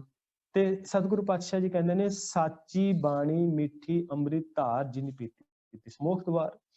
ਹੁਣ ਬੇਸ ਚਾਹੀਦਾ ਹੈ ਨਾ ਕੋਈ ਬੋਲੀ ਵਾਸਤੇ, ਹੁਣ ਉਹ ਬੇਸ ਕਿਹੜਾ ਬਣਦਾ ਹੈ? ਬੇਸ ਬਣਦਾ ਹੈ ਬਾਣੀ। ਜਦੋਂ ਅਸੀਂ ਬਾਣੀ ਦੇ ਨਾਲ ਜੁੜਦੇ ਹਾਂ, ਜਿਹੜੀ ਆਪ ਮਿੱਠੀ ਬਾਣੀ ਹੈ, ਆਪ ਇੱਕ ਠੰਡੀ ਤਾਸੀਰ ਦੇਣ ਵਾਲੀ ਬਾਣੀ ਹੈ, ਇਹ ਉਹ ਬਾਣੀ ਹੈ ਜਿਸ ਬਾਣੀ ਦੇ ਰਾਹੀਂ ਅਸੀਂ, ਜਿਨ੍ਹਾਂ ਬੋਲਾਂ ਦੇ ਰਾਹੀਂ ਕੋਈ ਹਰਟ ਨਹੀਂ ਹੁੰਦਾ, ਕਿਸੇ ਦੀ ਭਾਵਨਾ ਨਹੀਂ ਦੁਖਦੀ, ਕਿਸੇ ਦੇ ਜੀਵਨ ਦੇ ਅੰਦਰ ਕੋਈ ਸਮੱਸਿਆ ਨਹੀਂ ਹੁੰਦੀ, ਜਾਂ ਇਹ ਉਹ ਬਾਣੀ ਹੈ ਕਿ ਇਹ ਉਹ ਬੋਲ ਨੇ ਜਿਹੜੇ ਕਿਸੇ ਨੂੰ ਰੂਹਾਨੀ, ਜਿਸਮਾਨੀ, ਆਤਮਕ ਤੌਰ ਤੇ ਸਕੂਨ ਦਿੰਦੇ ਨੇ। ਇਹ ਉਹ ਬੋਲ ਨੇ ਗੁਰਬਾਣੀ ਦੇ ਜਿਹੜੇ ਜਿਨ੍ਹਾਂ ਨੂੰ ਅਸੀਂ ਅਡਾਪਟ ਕਰਨਾ, ਜਿਨ੍ਹਾਂ ਨੂੰ ਅਸੀਂ ਅਪਣਾਉਣਾ ਹੈ, ਜਿਹੜੇ ਕਿ ਜਿਨ੍ਹਾਂ ਦੇ ਨਾਲ ਅਸੀਂ ਆਪਣੀ ਉਸ ਜ਼ੁਬਾਨ ਦੇ ਰਾਹੀਂ ਅਸੀਂ ਕੀ ਬੋਲਣਾ ਹੈ, ਉਹ ਸਾਨੂੰ ਵਾਰ-ਵਾਰ ਤਾਕੀਦ ਕੀਤੀ ਗਈ ਹੈ। ਆਪਨੇ ਬਹੁਤ ਸਾਰੇ ਜਿਹੜੇ ਆਪ ਬੜੇ ਦਾਨੇਸ਼ਵਰ ਸੱਜਣ ਹੋ, ਅੱਜ ਕੱਲ ਨਾ NLP ਪ੍ਰੋਗਰਾਮਸ ਚੱਲ ਰਹੇ ਨੇ ਕਿ ਨਿਊਰੋ ਲਿੰਗੁਇਸਟਿਕ ਪ੍ਰੋਗਰਾਮਸ ਨੇ, ਕਿ ਜਿਹਦੇ ਵਿੱਚ ਇਹ ਸਮਝਾਇਆ ਜਾਂਦਾ ਹੈ ਕਿ ਅਸੀਂ ਬੋਲਣਾ ਕੀ ਹੈ, ਅਸੀਂ ਸੁਣਨਾ ਕੀ ਹੈ, ਕਿਸ ਢੰਗ ਦੀ ਸਾਡੀ ਟਾਕ ਹੋਣੀ ਚਾਹੀਦੀ ਹੈ, ਕਿਸ ਢੰਗ ਦੀ ਸਾਡੀ ਟੇਬਲ ਟਾਕ ਹੋਣੀ ਚਾਹੀਦੀ ਹੈ, ਔਰ ਕਿਸ ਢੰਗ ਦੇ ਨਾਲ ਅਸੀਂ ਸਮਾਜ ਦੇ ਵਿੱਚ ਬੋਲਣਾ ਹੈ, ਕਿਵੇਂ ਅਸੀਂ ਸਮਾਜ ਦੇ ਅੰਦਰ ਗੱਲਬਾਤ ਕਰਨੀ ਹੈ, ਟੇਬਲ ਟਾਕ ਕਰਨੀ ਹੈ। ਵੈਸੇ ਬਾਤ ਵੀ ਸਹੀ ਹੈ ਕਿ ਤਰਾਸਦੀ ਹੁੰਦੀ ਹੈ ਕਿ ਜਦੋਂ ਅਸੀਂ ਦੇਖਦੇ ਹਾਂ ਨਾ ਕਿ ਚਲੋ ਹੋਰਾਂ ਦੀ ਬਾਤ ਤੇ ਦੂਜੀ, ਪਰ ਜਦੋਂ ਅਸੀਂ ਆਪਣੇ ਅਦਾਰਿਆਂ ਦੇ ਵਿੱਚ ਦੇਖਦੇ ਹਾਂ ਕਿ ਸਾਡਾ ਜਿਹੜਾ ਟਾਕ ਕਰਨ ਦਾ, ਸਾਡਾ ਜਿਹੜਾ ਟੇਬਲ ਟਾਕ ਕਰਨ ਦਾ ਵੇ ਹੈ ਉਹ ਕੈਸਾ ਹੈ, ਸਾਨੂੰ ਨਿਰਾਸ਼ਾ ਹੁੰਦੀ ਹੈ ਬਹੁਤ ਵੱਡੀ। ਕਾਰਨ ਹੈ ਕਿ ਆਪਣੇ ਗੁਰਦੁਆਰੇ ਸਾਹਿਬਾਨਾਂ ਦੇ ਅੰਦਰ ਜਾਂ ਜਿਹੜੇ ਵਰਲਡ ਲੈਵਲ ਤੇ ਤੁਸੀਂ ਦੇਖਦੇ ਹੋ ਕਿ ਰੋਜ਼ਾਨਾ ਕੋਈ ਨਾ ਕੋਈ ਘਟਨਾਕ੍ਰਮ ਐਸੇ ਹੁੰਦੇ ਰਹਿੰਦੇ ਨੇ ਕਿ ਜਿੱਥੇ ਅਸੀਂ ਗੱਲਬਾਤ ਸ਼ੁਰੂ ਕਰਦੇ ਹਾਂ ਉਹ ਗੱਲ ਬਹਿਸ ਤੇ ਚਲੀ ਜਾਂਦੀ ਹੈ, ਔਰ ਉਹ ਜਿਹੜਾ ਕਨਫਲਿਕਟ ਹੁੰਦਾ ਹੈ ਜਾਂ ਸਮੱਸਿਆ ਹੁੰਦੀ ਹੈ ਜਿਸ ਨੂੰ ਖਤਮ ਕਰਨਾ ਸੀ, ਹੁਣ ਉਹ ਸਮੱਸਿਆ ਖਤਮ ਨਹੀਂ ਹੁੰਦੀ, ਉਹ ਸਮੱਸਿਆ ਹੋਰ ਵੱਧ ਜਾਂਦੀ ਆ ਅੱਗੇ ਤੋਂ ਜ਼ਿਆਦਾ। ਇਸ ਕਰਕੇ ਇੱਕ ਦਾਣਾ ਸੱਜਣ ਕਹਿੰਦਾ, ਇੱਕ ਉਸਨੇ ਕਿਹਾ ਕਿ ਇੱਕ ਵਿਦਵਾਨ ਨੇ, ਇੱਕ ਆਲਮ ਨੇ, ਉਹ ਕਹਿੰਦਾ no peace without religion peace, no religion peace without interfaith dialogue. ਕਹਿੰਦੇ ਜੇ ਜਗਤ ਦੇ ਅੰਦਰ ਪੀਸ ਚਾਹੁੰਦੇ ਹੋ ਨਾ, ਸ਼ਾਂਤੀ ਚਾਹੁੰਦੇ ਹੋ, ਤੇ ਉਹ ਜਿਹੜੀ ਸ਼ਾਂਤੀ ਹੈ, ਉਹ ਜਿਹੜਾ ਪੀਸ ਹੈ, ਉਹ ਜਿਹੜਾ ਸਕੂਨ ਹੈ, ਉਹ ਡਾਇਲੌਗ ਦੇ ਨਾਲ ਆ ਸਕਦਾ। ਇੰਟਰਫੇਥ ਡਾਇਲੌਗ ਕਰੋ, ਡਾਇਲੌਗ ਕਰਨ ਦਾ ਢੰਗ ਸਿੱਖੋ, ਉਹਦੇ ਨਾਲ ਆ ਸਕਦਾ ਹੈ। ਤੇ ਕਹਿੰਦੇ no religion peace without interfaith dialogue. ਤੇ ਪੂਰੇ ਵਰਲਡ ਦੇ ਅੰਦਰ ਜੇ ਅਸੀਂ ਪੀਸ ਚਾਹੁੰਦੇ ਹਾਂ ਤੇ ਉਹਦੇ ਵਾਸਤੇ ਤੁਹਾਨੂੰ ਇੰਟਰਫੇਥ ਡਾਇਲੌਗ ਕਰਨਾ ਪਵੇਗਾ, ਅੰਤਰ ਧਰਮ ਸੰਵਾਦ ਕਰਨਾ ਪਵੇਗਾ। ਗੁਰੂ ਸਾਹਿਬ ਨੇ ਕੀਤੇ ਨੇ। ਗੁਰੂ ਨਾਨਕ ਸਾਹਿਬ ਜੀ ਗੋਸ਼ਟੀਆਂ ਕਰਦੇ ਨੇ, ਆਪ ਜੀ ਸਿੱਧ ਗੋਸ਼ਟ ਦੀ ਬਾਣੀ ਪੜ੍ਹਦੇ ਹੋ। ਗੋਸ਼ਟ ਦਾ ਮਤਲਬ ਹੀ ਹੁੰਦਾ ਹੈ ਚਰਚਾ ਕਰਨੀ, ਕਿ ਜਿੱਥੇ ਸਤਿਗੁਰੂ ਪਾਤਸ਼ਾਹ ਜੀ ਨੂੰ ਮੌਕਾ ਮਿਲਿਆ ਨਾ, ਉਹ ਮੌਨ ਧਾਰਨ ਨਹੀਂ ਉਹਨਾਂ ਨੇ ਕੀਤਾ। ਦੇਖੋ ਇਸ ਪਾਵਨ ਸ਼ਲੋਕ ਦੇ ਵਿੱਚ ਇਹ ਨਾ ਸਮਝ ਜਾਣਾ ਕਿ ਅਸੀਂ ਗੂੰਗੇ ਹੀ ਹੋ ਜਾਈਏ। ਕਬੀਰ ਗੂੰਗਾ ਹੁਆ ਬਾਵਰਾ, ਬਹਿਰਾ ਹੁਆ ਕਾਨ। ਕਈ ਵਾਰੀ ਅਸੀਂ ਸੋਚ ਲੈਂਦੇ ਨਹੀਂ ਸਾਨੂੰ ਕੀ ਲੋੜ ਹੈ ਬੋਲਣ ਦੀ, ਅਸੀਂ ਨਹੀਂ ਬੋਲਾਂਗੇ। ਇਹ ਉਸ ਲੈਵਲ ਦੀ ਬਾਤ ਨਹੀਂ ਕਿ ਅਸੀਂ ਨਹੀਂ ਬੋਲਣਾ। ਹੁਣ ਗੁਰੂ ਨਾਨਕ ਸਾਹਿਬ ਜੀ ਜਿੱਥੇ ਬੋਲਣ ਦੀ ਲੋੜ ਸੀ ਉੱਥੇ ਆਪਣਾ ਪ੍ਰਤੀਕਰਮ ਦਿੰਦੇ ਨੇ, ਔਰ ਬੜਾ ਡਾਢਾ ਪ੍ਰਤੀਕਰਮ ਦਿੰਦੇ ਨੇ। ਹੁਣ ਸੀ ਨਾ ਬਾਬਰ ਆਇਆ ਤੇ ਸਾਰੇ ਲੋਕ ਜਿਹੜੇ ਨੇ ਇੰਟੈਲੈਕਚੁਅਲ ਵਿਦਵਾਨ ਜਿਹੜੇ ਇੰਡੀਆ ਦੇ ਸੀਗੇ ਚੁੱਪ ਹੋ ਗਏ, ਤੁਹਾਨੂੰ ਕਿਸੇ ਦੀ ਲਿਖਤ ਨਹੀਂ ਮਿਲੇਗੀ, ਕੋਈ ਬੋਲਿਆ ਵੀ ਨਹੀਂ। ਪਰ ਗੁਰੂ ਸਾਹਿਬ ਬੋਲੇ ਨਾ, ਉਹ ਕਹਿੰਦੇ ਨੇ ਵੀ ਪਾਪ ਕੀ ਜੰਜ ਲੈ ਕਾਬਲੋ ਧਾਇਆ, ਜੋਰੀ ਮੰਗੈ ਦਾਨਵੇ ਲਾਲੋ। ਉਹ ਕਹਿੰਦੇ ਵੀ ਮੈਂ ਚੁੱਪ ਨਹੀਂ ਰਵਾਂਗਾ, ਮੈਂ ਬੋਲਾਂਗਾ, ਮੈਂ ਪ੍ਰਤੀਕਰਮ ਦਵਾਂਗਾ ਕਿ ਕੀ ਬੋਲਣਾ ਹੈ, ਕਦੋਂ ਬੋਲਣਾ ਹੈ, ਔਰ ਕਿਸ ਲੈਵਲ ਤੇ ਬੋਲਣਾ ਹੈ, ਮੈਂ ਆਪਣਾ ਪ੍ਰਤੀਕਰਮ ਦਵਾਂਗਾ। ਉਹਨਾਂ ਨੇ ਪ੍ਰਤੀਕਰਮ ਦਿੱਤਾ। ਹੁਣ ਇੱਥੇ ਜਿਹੜੀ ਬਾਤ ਹੋ ਰਹੀ ਹੈ ਉਹ ਇਹ ਗੱਲ ਹੋ ਰਹੀ ਹੈ ਕਿ ਅਸੀਂ ਚੁੱਪ ਰਹਿਣਾ ਹੈ। ਕਦੋਂ ਚੁੱਪ ਰਹਿਣਾ ਹੈ? ਕਿ ਜਦੋਂ ਮੇਰੇ ਬੋਲਾਂ ਦੇ ਰਾਹੀਂ, ਮੇਰੀ ਉਸ ਜ਼ੁਬਾਨ ਦੇ ਰਾਹੀਂ ਮੈਂ ਕਦੇ ਝੂਠ ਬੋਲਾਂ, ਜਦੋਂ ਮੇਰੀ ਜ਼ੁਬਾਨ ਕਿਸੇ ਨੂੰ ਕੋੜਾ ਬੋਲਣ ਦਾ ਯਤਨ ਕਰੇ, ਜਦੋਂ ਮੇਰੀ ਜ਼ੁਬਾਨ ਗੁੱਸੇ ਦੇ ਅੰਦਰ ਆ ਕੇ ਕਿਸੇ ਦਾ ਕਰੈਕਟਰ ਐਸੈਸੀਨੇਸ਼ਨ ਕਰੇ, ਜਦੋਂ ਮੇਰੀ ਜ਼ੁਬਾਨ ਦੇ ਰਾਹੀਂ ਮੈਂ ਆਪਣੇ ਸਗੇ ਸੰਬੰਧੀਆਂ ਨੂੰ ਹਰਟ ਕਰਾਂ, ਤੇ ਐਸੇ ਸਮੇਂ ਦੇ ਅੰਦਰ ਮੈਂ ਬੋਲਾਂਗਾ ਨਹੀਂ, ਮੈਂ ਚੁੱਪ ਹੋ ਜਾਵਾਂਗਾ, ਮੈਂ ਚੁੱਪ ਹੋਵਾਂਗਾ, ਉਦੋਂ ਮੈਂ ਗੂੰਗਾ ਹੋਵਾਂਗਾ। ਹੁਣ ਮੇਰੀ ਜ਼ੁਬਾਨ ਜਿਹੜੀ ਹੈ, ਮੈਂ ਆਪਣੀ ਜ਼ੁਬਾਨ ਦੇ ਨਾਲ ਨਾ ਝੂਠ ਬੋਲਦਾ ਔਰ ਨਾ ਮੰਦਾ ਬੋਲਦਾ। ਇਹ ਕਬੀਰ ਸਾਹਿਬ ਜੀ ਕਹਿ ਰਹੇ ਨੇ, ਕਬੀਰ ਗੂੰਗਾ ਹੁਆ ਬਾਵਰਾ, ਬਹਿਰਾ ਹੁਆ ਕਾਨ। ਹੁਣ ਮੇਰੀ ਜ਼ੁਬਾਨ ਕਿਸੇ ਨੂੰ ਗਲਤ ਨਹੀਂ ਬੋਲਦੀ, ਹੁਣ ਮੇਰੀ ਜ਼ੁਬਾਨ ਝੂਠ ਨਹੀਂ ਬੋਲਦੀ, ਹੁਣ ਮੇਰੀ ਜ਼ੁਬਾਨ ਤੋਂ ਕੋਈ ਹਰਟ ਨਹੀਂ ਹੁੰਦਾ। ਆਮ ਤੌਰ ਤੇ ਘਰਾਂ ਦੇ ਅੰਦਰ ਸਮੱਸਿਆ ਹੀ ਇਹ ਹੈ ਕਿ ਅਸੀਂ ਆਪਣੇ ਘਰ ਦੇ ਅੰਦਰ ਜਿਹੜੀ ਸਾਡੀ ਆਪਸੀ ਰਿਸ਼ਤੇਦਾਰੀ ਦੇ ਵਿੱਚ ਪਤੀ ਪਤਨੀ ਦੀ ਟਾਕ, ਜਾਂ ਸਾਡੇ ਬੱਚਿਆਂ ਦੇ ਨਾਲ ਜਿਹੜੀ ਸਾਡੀ ਗੱਲਬਾਤ ਦਾ ਪੱਧਰ ਹੈ, ਉਹ ਲੈਵਲ ਨਹੀਂ ਰਹਿ ਪਾਉਂਦਾ ਜਿਹੜਾ ਲੈਵਲ ਸਾਨੂੰ ਗੁਰੂ ਸਾਹਿਬ ਜੀ ਨੇ ਸਿਖਾਇਆ ਸੀਗਾ। ਉਸ ਲੈਵਲ ਤੇ ਜਾ ਕੇ ਅਸੀਂ ਗੱਲਬਾਤ ਨਹੀਂ ਕਰ ਪਾਉਂਦੇ। ਇਹੀ ਕਾਰਨ ਹੈ ਕਿ ਬੱਚੇ ਜਿਹੜੇ ਨੇ ਸਾਡੇ ਤੋਂ ਦੂਰ ਹੋ ਜਾਂਦੇ ਨੇ, ਕਿਉਂਕਿ ਅਸੀਂ ਉਹਨਾਂ ਦੇ ਲੈਵਲ ਤੇ ਜਾ ਕੇ ਗੱਲ ਨਹੀਂ ਕਰਦੇ। ਕਿ ਜਦੋਂ ਉਹਨਾਂ ਦੇ ਲੈਵਲ ਤੇ ਜਾ ਕੇ ਗੱਲ ਨਹੀਂ ਕਰਾਂਗੇ ਔਰ ਉਹਨਾਂ ਦੀ ਸੁਣਾਂਗੇ ਨਹੀਂ, ਕਿਉਂਕਿ ਸਮੱਸਿਆ ਹੈ ਨਾ ਕਿ ਅਸੀਂ ਸਾਰੇ ਬੋਲਣਾ ਚਾਹੁੰਦੇ ਹਾਂ ਪਰ ਅਸੀਂ ਸੁਣਨਾ ਨਹੀਂ ਚਾਹੁੰਦੇ। ਸਮੱਸਿਆ ਇਹ ਹੈ। ਹੁਣ ਗੁਰੂ ਸਾਹਿਬ ਜੀ ਇਹ ਕਹਿ ਰਹੇ ਨੇ, ਕਬੀਰ ਸਾਹਿਬ ਜੀ ਇਹ ਕਹਿ ਰਹੇ ਨੇ, ਕਹਿੰਦੇ ਨੇ ਜਬ ਲਗ ਦੁਨੀਆ ਰਹੀ ਹੈ ਨਾਨਕ, ਕੁਛ ਸੁਣੀਐ ਕੁਛ ਕਹੀਐ। ਪਹਿਲਾਂ ਸੁਣੋ, ਉਸ ਤੋਂ ਬਾਅਦ ਉਹਦਾ ਮੁਤਾਲਿਆ ਕਰੋ, ਫਿਰ ਬੋਲੋ। ਸਾਡੇ ਵਿੱਚੋਂ ਬਹੁਤਾਇਤ ਰੂਪ ਦੇ ਵਿੱਚ ਇਹ ਸਮੱਸਿਆ ਹੋਵੇਗੀ ਨਾ, ਕਈ ਵਾਰੀ ਅਸੀਂ ਕਹਿੰਦੇ ਆ ਵੀ ਬੋਲ ਜਾਂਦੇ ਹਾਂ ਅਸੀਂ ਤੇ ਬਾਅਦ ਵਿੱਚ ਸਾਨੂੰ ਪਛਤਾਵਾ ਹੁੰਦਾ ਹੈ। ਕਈ ਸਾਰੇ ਸੱਜਣ ਮਿਲਦੇ ਨੇ, ਉਹ ਕਹਿੰਦੇ ਨੇ ਵੀ ਗਿਆਨੀ ਜੀ ਬੋਲ ਤੇ ਗਏ ਪਰ ਦਿਲ ਬੜਾ ਬਾਅਦ ਦੇ ਵਿੱਚ ਦੁਖਿਆ ਵੀ ਨਹੀਂ ਸੀ ਬੋਲਣਾ ਚਾਹੀਦਾ। ਘਰ ਦੇ ਅੰਦਰ ਵੀ ਇਹ ਸਮੱਸਿਆ ਵੀ ਇੱਕ ਵਾਰੀ ਕਿਸੇ ਨੂੰ ਆਖ ਤੇ ਦਿੱਤਾ ਪਰ ਬਾਅਦ ਦੇ ਵਿੱਚ ਸਾਨੂੰ ਗਿਲਟ ਫੀਲ ਹੁੰਦਾ ਹੈ, ਬਾਅਦ ਦੇ ਵਿੱਚ ਸਾਨੂੰ ਗਿਲਟ ਹੁੰਦਾ ਹੈ ਕਿ ਅਸੀਂ ਕਿਉਂ ਬੋਲ ਦਿੱਤਾ, ਨਹੀਂ ਬੋਲਣਾ ਚਾਹੀਦਾ ਸੀ, ਇਹ ਗੱਲ ਨਹੀਂ ਸੀ ਕਹਿਣੀ ਚਾਹੀਦੀ। ਇਹਦੇ ਵਾਸਤੇ ਇੱਕ ਟੈਕਨੀਕ ਹੈ, ਜਦੋਂ ਸਾਡਾ ਕੋਈ ਐਸਾ ਮਾਹੌਲ ਕ੍ਰੀਏਟ ਹੁੰਦਾ ਹੈ ਨਾ, 3 ਜਾਂ 4 ਸੈਕਿੰਡ ਦਾ ਪੌਜ਼ ਦਵੋ, ਆਪਣੇ ਆਪ ਨੂੰ ਪੌਜ਼ ਦਵੋ, ਪੌਜ਼ ਦੇਣਾ ਸਿੱਖੋ। ਇਹਦੀ ਪ੍ਰੈਕਟਿਸ ਕਰਨ ਤੋਂ ਬਾਅਦ ਇਹ ਚੀਜ਼ ਜਿਹੜੀ ਹੈ ਆ ਜਾਵੇਗੀ ਕਿ ਕਿਵੇਂ ਗੂੰਗਾ ਵੀ ਰਿਹਾ ਜਾ ਸਕਦਾ ਹੈ। ਜਦੋਂ ਐਸਾ ਸਮਾਂ ਹੁੰਦਾ ਹੈ ਕਿ ਜਿੱਥੇ ਕਿ ਤੁਹਾਨੂੰ ਦਿਸ ਰਹੀ ਹੈ ਕਿ ਕੰਡੀਸ਼ਨ ਸਾਡੇ ਹੱਥੋਂ ਜਾ ਰਹੀ ਹੈ, ਜਿਹੜੀ ਪ੍ਰੋਬਲਮ ਵੱਧ ਰਹੀ ਹੈ, ਸਾਡੇ ਗੱਲਬਾਤ ਦੇ ਵਿੱਚੋਂ ਸਾਡੀ ਟੋਨ ਉੱਚੀ ਹੋ ਰਹੀ ਹੈ, ਉਦੋਂ ਪੌਜ਼ ਦਵੋ, 3 ਜਾਂ 4 ਮਿੰਟ ਦਾ ਪੌਜ਼ ਦਵੋ। ਪੌਜ਼ ਦੇਣ ਤੋਂ ਬਾਅਦ ਲੰਮੇ ਸਾਹ ਲਵੋ, 3 ਲੰਮੇ ਸਾਹ ਲਵੋ ਤੇ ਉਹ ਡੀਪ, ਜਦੋਂ ਅਸੀਂ ਬਰੀਥ ਕਰਾਂਗੇ, ਥੋੜੇ ਲੰਮੇ ਸਾਹ ਲਵਾਂਗੇ, ਉਸ ਤੋਂ ਬਾਅਦ ਸੋਚੋ ਕਿ ਮੈਨੂੰ ਇਹ ਗੱਲ ਕਹਿਣੀ ਚਾਹੀਦੀ ਹੈ ਜਾਂ ਮੈਨੂੰ ਇਹ ਗੱਲ ਕਹਿਣੀ ਨਹੀਂ ਚਾਹੀਦੀ, ਜਾਂ ਮੈਨੂੰ ਮੌਨ ਰਹਿਣਾ ਚਾਹੀਦਾ ਹੈ, ਚੁੱਪ ਰਹਿਣਾ ਚਾਹੀਦਾ ਹੈ, ਮੈਂ ਗੂੰਗਾ ਹੋ ਜਾਵਾਂ। ਉਸ ਸਮੇਂ ਸਾਨੂੰ ਪਤਾ ਲੱਗੇਗਾ ਕਿ ਜੇ ਮੈਂ ਹੁਣ ਤੋਂ 3 ਜਾਂ 4 ਸੈਕਿੰਡ ਪਹਿਲਾਂ ਜੇ ਮੈਂ ਗੱਲ ਆਖ ਦਿੰਦਾ, ਉਹ ਗੱਲ ਠੀਕ ਨਹੀਂ ਸੀ ਹੋਣੀ, ਉਸ ਗੱਲ ਕਰਕੇ ਸਾਡੇ ਰਿਸ਼ਤੇ ਖਤਮ ਹੋ ਜਾਣੇ ਸੀ। ਬਹੁਤ ਸਾਰੇ ਭੈਣ ਭਰਾਵਾਂ ਦੇ ਰਿਸ਼ਤੇ, ਸਕੇ ਭਰਾਵਾਂ ਦੇ, ਸਕੇ ਭੈਣਾਂ ਦੇ, ਪਤੀ ਪਤਨੀ ਦੇ, ਬੱਚਿਆਂ ਦੇ ਨਾਲ, ਰਿਸ਼ਤੇਦਾਰੀ ਦੇ ਵਿੱਚ ਸਾਡੇ ਬਹੁਤ ਸਾਰੇ ਰਿਸ਼ਤੇ ਟੁੱਟਣ ਦਾ ਕਾਰਨ ਇਹ ਹੁੰਦਾ ਹੈ ਕਿ ਉਹਨੇ ਮੈਨੂੰ ਇਹ ਗੱਲ ਆਖ ਦਿੱਤੀ। ਉਹ ਜਿਹੜਾ ਇੱਕ ਸ਼ਬਦ ਮਾੜਾ ਹੁੰਦਾ ਨਾ, ਉਹ ਤਾਂ ਉਮਰ ਤੱਕ ਯਾਦ ਰਹਿੰਦਾ ਹੈ। ਇਸ ਕਰਕੇ ਕਬੀਰ ਸਾਹਿਬ ਜੀ ਕਹਿੰਦੇ ਨੇ ਕਿ ਮੇਰੇ ਉੱਤੇ ਹੁਣ ਗੁਰੂ ਦੀ ਮਿਹਰਾਮਤ ਹੋ ਗਈ ਹੈ। ਕਬੀਰ ਗੂੰਗਾ ਹੁਆ ਬਾਬਰਾ, ਬਹਿਰਾ ਹੁਆ ਕਾਨ। ਕੰਨਾਂ ਤੋਂ ਮੈਂ ਬਹਿਰਾ ਹੋ ਗਿਆ। ਇਹਦਾ ਮਤਲਬ ਕੀ ਹੈ ਕਿ ਕੰਨਾਂ ਤੋਂ ਬਹਿਰਾ ਕਿਵੇਂ ਹੋਇਆ? ਪਹਿਲਾਂ ਕੋਈ ਮੇਰੀ ਉਸਤਤ ਕਰਦਾ ਸੀ, ਕੋਈ ਮੇਰੀ ਵਡਿਆਈ ਕਰਦਾ ਸੀ, ਬਈ ਗਿਆਨੀ ਜੀ ਕਿਆ ਬਾਤ ਹੈ, ਵੀ ਤੁਸੀਂ ਤੇ ਬੜੇ ਵਧੀਆ ਵਿਚਾਰ ਦਿੱਤੇ ਨੇ। ਉਸਤਤ ਹੋਈ ਤੇ ਅੰਦਰ ਹੰਕਾਰ ਪੈਦਾ ਹੋ ਗਿਆ।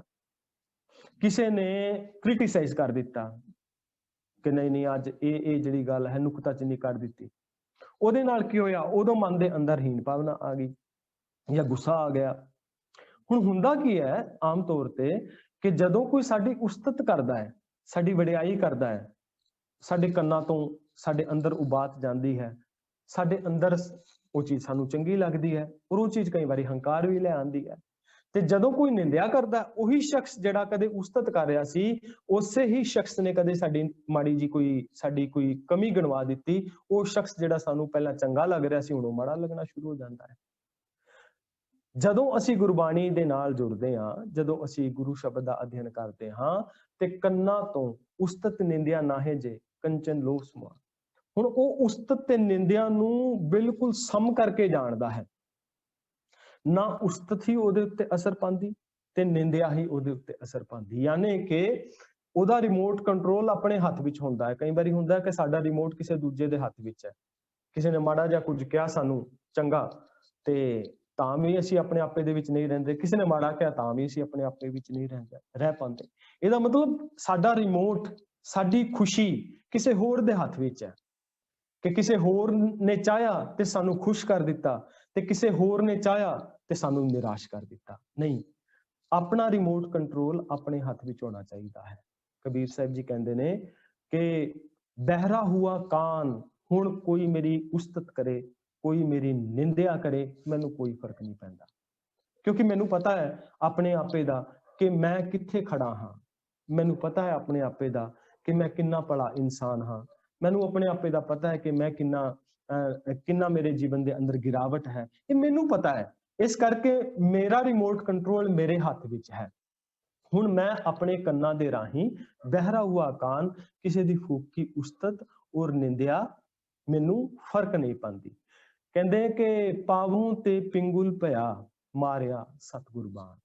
ਸਤਿਗੁਰ ਦੇ ਸ਼ਬਦ ਦੇ ਬਾਣ, ਯਾਨੀ ਕਿ ਸਤਿਗੁਰ ਜੀ ਦੀ ਫਿਲਾਸਫੀ, सतगुरु जी दा शब्द, सतगुरु जी दा ये पावन सिद्धांत, कहंदे ने सतगुरु जी दा ये पावन सिद्धांत एक ऐसा बाण मेरे मत्थे दे अंदर, मेरे मस्तिष्क दे अंदर, मेरे दिमाग विच, मेरे मन विच वज्जा, कहंदे जिहदे करके मेरे जीवन विच ये तब्दीलियां आनियां शुरू हो गईयां कि हुण पावों ते पिंगुल भया, कि हुण मेरा पैर जिहड़ा है ना ये हुण उस रूप दे अंदर जिहड़ा कदे किसी गलत थावां ते तुर के जांदा सी, हुण ये उस रूप दे विच नहीं जांदा, पिंगला हो गया है। हुण ये पैर कदे पब दे विच जांदे सी, कदे क्लब विच जांदे सी जिथे नशे हुंदे सी, कदे उन्हां महफिलां विच जांदे सी जिथे के हमेशा जिहड़े ने नशियां दे नाल लोक जिहड़े ने उस सोसाइटी दे विच रह रहे ने, मदमस्त ने अपनी लाइफ दे विच। कदे ये पैर उचेच करके जांदे सी, पर गुरु दे शब्द ने हुण मेरे अंदर ऐसा ठरमा पा दिता है कि जिथे ऐसी महफिलां हुंदियां ने उत्थे मेरे पैर नहीं जांदे, ओदा वास्ते मैं पिंगला हो गया, गलत पासे हुण मेरे पैर जांदे ही नहीं, गलत काम वल मेरे पैर हुण अग्रसर हुंदे ही नहीं। हुण इस तो अगलेरे श्लोक दे विच सानू समझा रहे ने, कबीर सतगुरु सूर में बाह्या बाण जो एक, लागत ही भोए गिर परिया परा करेजे छेक। कहंदे ने कि सतगुरु सूरमे ने एक ऐसा बाण, एक ऐसा शब्द दा बाण चलाया कि जिदे करके हुण उस जिस मनुख दे हिरदे विच सतगुरु अपने शब्द दा तीर मारदा है ना, वो दुनिया दे भाणे गूंगा कमला बोला ते लूला हो जांदा है, क्योंकि वो मनुख मूहों मंदे बोल नहीं बोलदा। हुण उस नूं किसे दी मुताजी नहीं रहिंदी। हुण ओहदे जीवन दे अंदर ये तब्दीलियां आनी शुरू हो जांदियां ने कि जिस मनुख नूं सूरमा सतगुर अपने शब्द दा एक तीर मार दे ना, तीर वजदे ही वो मनुख निरअहंकार हो जाता है, उसका हिरदा प्रभु नाल जुड़ जाता है। कबीर सतगुरु सूरमे बाह्या बाण जो एक। हुण इहदा मतलब ये नहीं कि गुरु साहिब जी ने बाण जिहड़ा मारिया वो कोई तीर कमान लैके खड़े सीगे, वो तीर कमान नहीं मारिया उन्होंने कोई भी, वो शब्द दा तीर सीगा।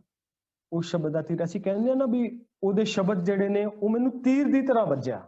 ਕੋਈ ਸਾਨੂੰ ਕੋਈ ਕੋੜਾ ਬੋਲ ਬੋਲਦਾ ਹੈ, ਕੋਈ ਮਾੜਾ ਬੋਲ ਬੋਲ ਦਿੰਦਾ ਹੈ, ਕੋਈ ਕੁਬੋਲ ਬੋਲ ਦਿੰਦਾ ਹੈ, ਅਸੀਂ ਯਾਦ ਕਰਦੇ ਕਹਿੰਦੇ ਵੀ ਉਹਦਾ ਸ਼ਬਦ ਮੈਨੂੰ तीर ਦੀ ਤਰ੍ਹਾਂ ਵੱਜਾ ਸੀਗਾ। ਇੱਥੇ तीर ਦੀ ਤਰ੍ਹਾਂ ਸ਼ਬਦ ਵੱਜ ਰਿਹਾ ਹੈ, ਪਰ ਪੋਜ਼ਿਟਿਵ ਵੇ ਦੇ ਵਿੱਚ। ਹੁਣ ਉਹ ਟਰਾਂਸਫਾਰਮ ਹੋ ਗਈ ਸ਼ਖਸੀਅਤ।